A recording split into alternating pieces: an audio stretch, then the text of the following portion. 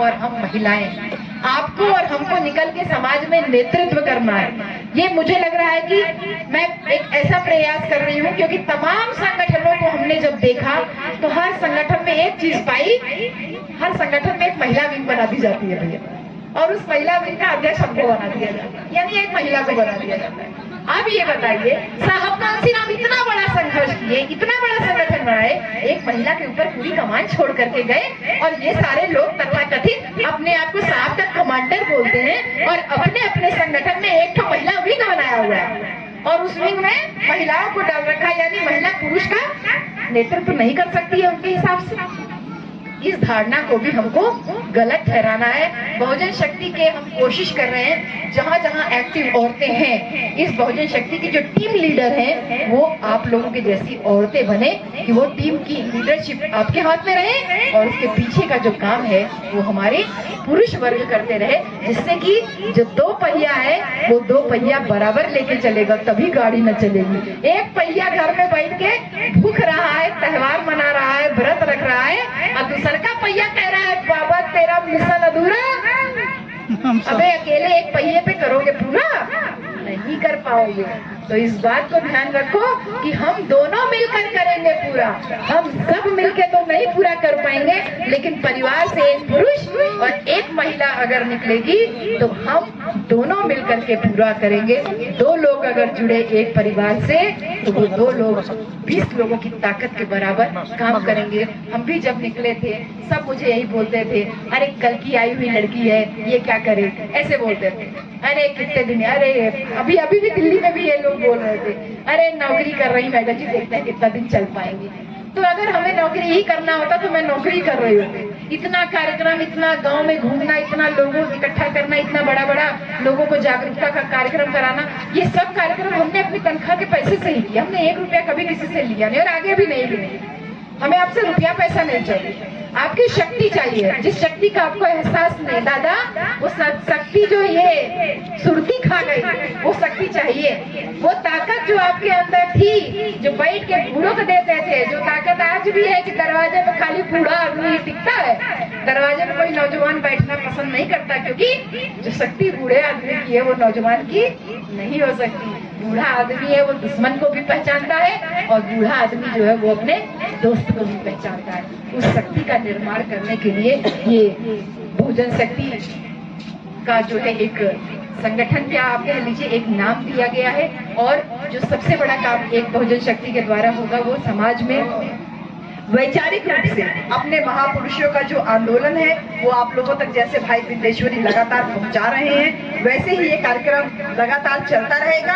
हम एक नजीर पेश करेंगे। जो बच्चे, हम ये नहीं कहते, बहुत लोग हमसे पूछते हैं कि मैडम जी आने वाले समय में ये पार्टी का रूप तो नहीं ले लेगी, तमाम कमेंट आ भी रहे हैं, तो मैं उस पर भी आप लोगों को बता दूं कि देखिए मेरा राजनीति करने का कोई नहीं, लेकिन हाँ भाई अगर आप राजनीति करना चाहते हो तो मैं आपको प्लेटफॉर्म जरूर दूंगी। और वो प्लेटफॉर्म क्या होगा? वो प्लेटफॉर्म बहुजन शक्ति पार्टी का नहीं होगा, वो प्लेटफॉर्म विचारधारा का होगा। वो प्लेटफॉर्म आपको सही दिशा का होगा कि आप कैसे चुनाव लड़ो। जो युवा बच्चे नेतृत्व करने के लिए तैयार हैं, वोट कटुआ बना करके हम आपको समाज में नहीं भेजना चाहते। 200, 250, 300, 400, 500, 1000 वोट लेकर के आप राजनीति में कूदो तो आप अपनी राजनीति को, अपनी बहुजन राजनीति को कमजोर कर रहे हो। अगर आपको नेतृत्व करने का शौक है तो पहले विचारधारा से लैस आपको किया जाएगा, आपको तरीका बताया जाएगा, और तब आपको फील्ड में उतारा जाएगा कि नीचे भैया आपको प्लेटफॉर्म दिया जा रहा है, आप एकदम दमखम के साथ में उतरिए और जीत करके आइए। तो ये भी एक बात मैं एकदम क्लियर कर रही हूँ। और एक चीज और है कि साहब ने जो हम लोगों को आज तक इतना मजबूत किया, उसकी रोटी हम खा चुके हैं। ये साहब की ही विचारधारा का था कि हम इतनी रोटी उसकी खा चुके हैं। अगर हम फर्दर मेहनत नहीं करेंगे तो साहब ने जो नींव डाली थी वही नींव तो आज बची है। मकान तो भरभरा के गिर रहा है ना भैया ऊपर से। अगर नींव बची रहेगी, अगर विचारधारा की नींव बची रहेगी तो मकान भरभरा के गिरने तो नहीं देंगे ना। वो धीरे धीरे करके मकान में एक एक ईंट लगा करके उसको वापस जोड़ करके वापस मकान तैयार करेंगे। मैं अंत में एक बात, साहब के जो है एक कैडर में साहब ये बात बोलते थे कि एक बार एक मंदिर का निर्माण हो रहा था, मंदिर पूरा बन के तैयार था, देवी की जहाँ पे मूर्ति लगनी थी उस मूर्ति में 2 ईंट कम पड़ गई थी। जहाँ पे चबूतरा बनना था 2 ईंट कम पड़ गई थी जहाँ मूर्ति बैठानी थी। तो जो मिस्त्री था उसने बोला, भैया जाओ देखो जरा जाकर के बाहर, एक आध 2 ईंट कहीं पड़ा हो तो उठा लाओ, नहीं तो फिर ठेकेदार को बोलना पड़ेगा, वो ट्राली भरी ईंट भेज देगा, उससे कम तो कोई ईंट देगा नहीं। मजदूर गया बाहर, कह रहा भैया ईंटा कोई नहीं मिला। कह रहा अरे देखो तो कहीं इधर उधर फेंका हुआ रहता, खाली 2 ईंट का जरूरत है। तो फिर गया वो बाहर, बड़ा संकोच करते हुए आया।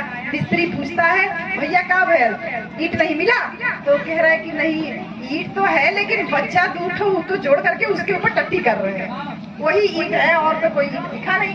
तो कहे अरे लड़का हट के जाए, उसके बाद उसे उठाए लेवा और उसे धोए पोछ के ला दे, लग जाए एक बार ईंट इमारत में, क्या पता चलेगा कहाँ का ईंट था कहाँ का नहीं। मजदूर ने वैसा ही किया, वो ईंटा उठाया उसने, उसको धो करके ले आया और उसके बाद पूरा चबूतरा अपना लग गया, मूर्ति बैठ गई, पूजा पाठ अब चालू हो गया। एक दिन की बात है, सारी ईंट आपस में लड़ने लगी। ईंट लड़ने लड़ी, कहने वो जो ईंट जो गंदगी से उठा के लाई गई थी मंदिर की मूर्ति के नीचे, वो चबूतरा पे लगी थी, वो ईंट अपने आप का कालर ऊपर करके बोल रही है। जो ईंट सीढ़ी पे लगी थी उसको कह रही है, अरे तेरी किस्मत देख, तू तो ट्रक पे सज के आई थी, तुझे तो सजा के रखा गया था, तू सज के आई थी, और तेरी किस्मत देख, तुझे तो लोग रोज पैरों से रौंद करके तेरे ऊपर सीढ़ियों पे चढ़ करके मंदिर तक आते हैं। और एक मेरी किस्मत देख, एक मेरी किस्मत देख, मेरे ऊपर कल तक बच्चे टट्टी करते थे और आज लोग आ करके अपना सर झुकाते हैं, माथा झुकाते हैं, तो मेरी किस्मत देख। रुकिए रुकिए रुकिए, तो उसी में जो है वो हमारे जो भैया लाल गमछा बांधे हुए हैं ना, जो बूढ़ी ईंट है, उसी मंदिर में एक तो बूढ़ी ईंट थी। वो बूढ़ी ईंट खड़ी हुई, भाई खुर्शीद खड़े हुए और खड़े होके कह रहे हैं कौन बीड़ी पी रहा है? अच्छा ये चल रही है।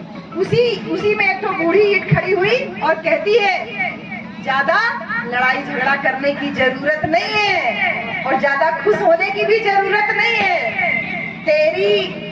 तू जो सोच रही है ना कि तेरे ऊपर पैर रख के आते हैं, तुझे भी लड़ने की जरूरत नहीं है। तू जिसके ऊपर गंदगी कल तक करते थे और माथा टेकते, दोनों को ज्यादा खुश और लड़ने की जरूरत नहीं है, क्योंकि तेरी औकात तो तेरे ऊपर टट्टी करते थे, पता नहीं और क्या क्या करते, तेरी औकात तो इससे भी ज्यादा गिर सकती थी।